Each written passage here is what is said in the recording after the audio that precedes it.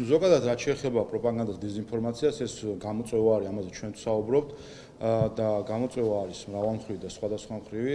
მარტო რუსეთზე გადაბრალება ეს არ არის სწორი სერიოზული, თუნდაც თუ ავიღებთ მიხეილ სააკაშვილის წელიწადნახევრიან დეზინფორმაციულ ეპოპეას, ოდესაც საუბარი იყო, რომ ის თითქოს მოწამლეს, აწამეს და ასე შემდეგ, ეს პროპაგანდა დეზინფორმაციული მოდიოდა დასავლეთიდან.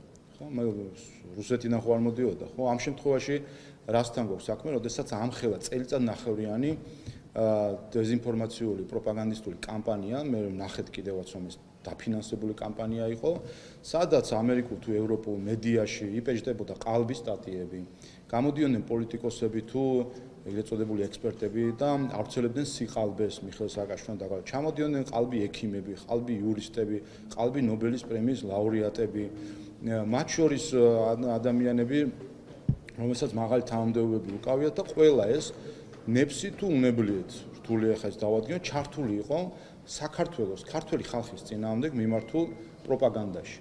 ამიტომ ეს არის, როდესაც საუბრობთ ჩვენ დეზინფორმაციულ გამოწვევებზე, აქ ჩვენ არ უნდა განვასხვაოთ, დეზინფორმაცია კარგი და ცუდი არ არსებობს, ხო, თითქოს რუსული დეზინფორმაცია ცუდია და დასავლეთიდან მომდივარე დეზინფორმაცია კარგია. ყველა დეზინფორმაცია არის ცუდი, მაგრამ სამწუხარო ის არის, რომ სამწუხაროდ ხშირად NGO-ები, რომლებიც დეზინფორმაციას ებრძვიან, მათ ამოცანად აქვთ აღებული ებრძოლონ რუსულ დეზინფორმაციას, მაგრამ ჩუმდებიან, ხმას არ იღებენ, როდესაც ეს დეზინფორმაცია მომდინარეობს დასავლეთიდან. გავიხსენოთ მიხეილ სააკაშვილის წელიწადნახევრიანი ტყუილი, რაც ეხებოდა მის ჯანმრთელობის მდგომარეობას, წამებას, მოწამლას, არც ერთმა NGO-მ ხმა არ ამოიღო ამასთან და ყველა გაჩუმდა, ყველა ამ NGO-მ, რომელიც თავს ეძახის ქართველი სამოქალაქო საზოგადოებას, ქართველი ხალხის წამება, ყველა ამ NGO-მ კიდევ ერთხელ ქართველი ხალხი გაწირა არეულობისთვის, ყალბი ნარატივებისთვის და ასე შემდეგ. ყველა იყო ჩუმად, მათ შორის სახალხო დამცველი მაშინდელიც იყო ნაწილი სწორედ აი ამ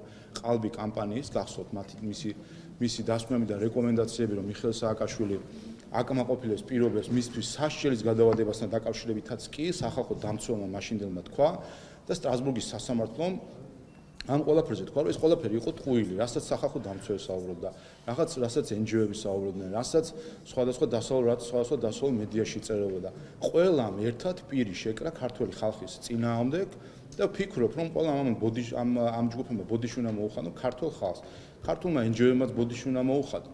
იმ უცხოელმა პოლიტიკოსებმა თუ ეგრეთ წოდებულმა ექსპერტებმაც ბოდიში უნდა მოუხადონ ქართულ ხალხს, რომ წელიწადნახევარი ატყუეს ისინი ამხელა და ეს ხო არ იყო მარტო ტყუილი, ეს იყო ფაქტობრივად წელიწადნახევარი იკავებდა ეს პოლიტიკური დისკუსიის, მედია დისკუსიის სივრცეს იკავებდა და აღმოაჩინეთ ეხლა აბსოლუტური ტყუილი. წელიწადნახევარი ტყუილზე გვალაპარაკებდნენ ასეთი სერიოზული ჯგუფები თუ ხალხი. ამიტომ ეს არის სამწუხარო, რაც შეეხება დეზინფორმაციას, ამიტომ ყველა ვინც საუბრობს რუსულ დეზინფორმაციაზე, იქ ისაუბრობს არა მხოლოდ იმაზე, რომ დეზინფორმაცია ეროვნების მიხედვით არის ცუდი ან კარგი, არამედ ნებისმიერი დეზინფორმაცია არის ცუდი და ამას სჭირდება ყველგან.